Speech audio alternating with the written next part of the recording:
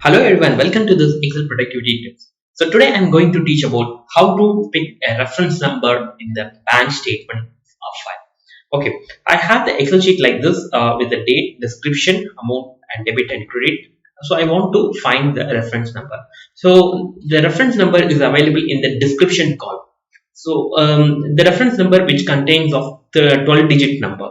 So if we want to pick the reference number, so you have to use some formulas. Okay, so you have to for formulas, but here the data itself is not in the proper way because we have a reference name which is global space and reference space and this reference number. In the second data you see that the name space which is Giri space which is the reference number is coming there.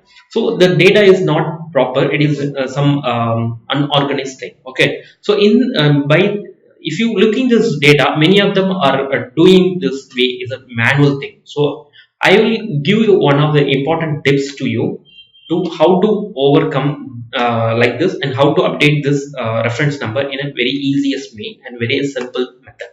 Okay, so if you want to type this, so what is my output? Okay, my output should be the reference number which is 9032210548808. This is my output. So you have to type your output in the first row. Okay, so I will type this. So once I type this, the reference number is filled out. Okay, so now I go to the second cell. Okay, I'll put fill and click flash bill. So once I click flash bill, so for the first record it is third record is giving properly 4th, 5th, 6th, 7th. But the second and the last record it is not giving properly because the UPI is adding.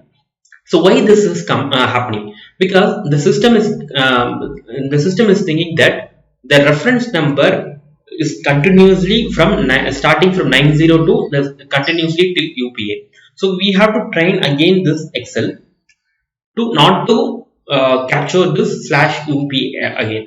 So you have to go to the second cell. Again you have to type 90320 974 9876. Okay, so once I click that, so again I go to fill and click on flash bill. So the shortcut key for the flash bill is Control E. So I have to put Control E. Once you put a Control E, automatically it will the formula has been dropped down. So see this for the second record you have already manually given. For the last record is automatically is filled there. Hope this video will helpful for you to save a lot of time and increase your Excel productivity too. Thanks for watching this video. We will see you in the next video. Have a nice day.